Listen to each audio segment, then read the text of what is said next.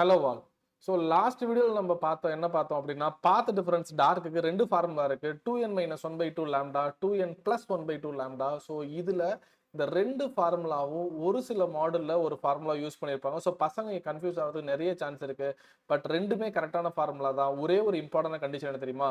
2n-1 லாம்டா/2 நீங்க use பண்ணும்போது n is equal to 1ல இருந்து ஸ்டார்ட் பண்ணணும். அப்படின்னா தேர்ட் ஃப்ரிஞ்சுனா n is equal to 3ன்னு போட்டுறோம். This is very very important. Suppose நீங்க 2n+1/2 லாம்டா யூஸ் பண்றீங்க அப்படின்னா n is equal to 2னா நீங்க 2 போடக்கூடாது. n 0 இருந்து ஸ்டார்ட் பண்ணணும்.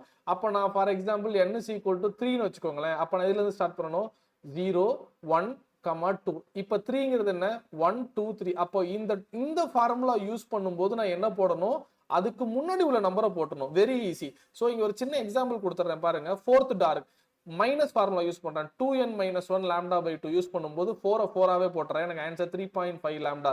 That is 2 × 4 8 8-1 7 7/2 3.5 lambda. ஒருவேளை நான் இந்த பிளஸ் ஃபார்முலா இந்த ஃபார்முலா யூஸ் பண்றேன் அப்படின்னா ஃபோர்த் டார்க் அப்படின்னா நான் 4ன்னு போடக்கூடாது. பிகாஸ் நான் பிளஸ் ஃபார்முலா யூஸ் பண்றேன். அப்ப அதுக்கு முன்னாடி உள்ள நம்பர் தான் போடணும். 2 × 3 6 6+1 7 7/2 lambda. That is 3.5 lambda. Clear? ரெண்டு ஃபார்முலாவே கரெக்ட் தான். மைனஸ்ல போட்டீங்க அப்படின்னா n is equal to 1 வச்சு ஸ்டார்ட் பண்ணணும். பிளஸ்ன்னு போட்டீங்கன்னா n is equal to 0 வச்சு ஸ்டார்ட் பண்ணணும்.